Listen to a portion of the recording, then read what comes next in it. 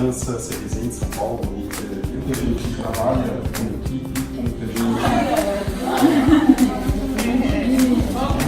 É algo importante, né?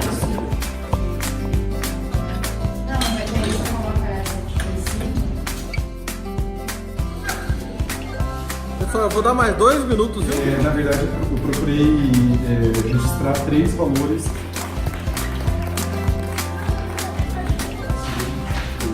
Eu coloquei o que a gente vai falar, em relação à diversidade. Entregas, mas foi um ano de profissionalização da nossa área. Por isso a gente deu. Acho que como Brasil a gente se posicionou e conseguiu.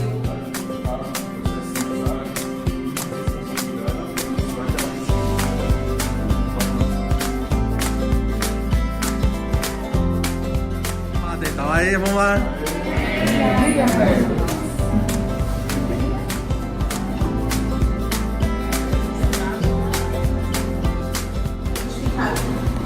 Identificar a cultura Básico. A gente não pode partir de pressuposto porque a pessoa está lá. Camisa legal, força, né? Tem um pouco que eventualmente eu representar um pouco que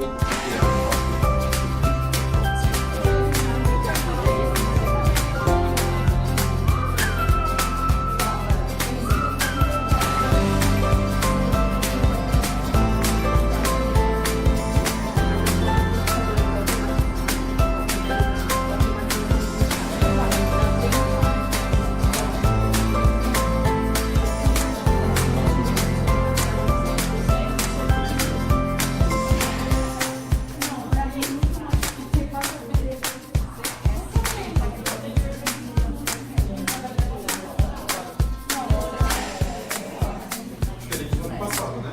Acho que ano passado a gente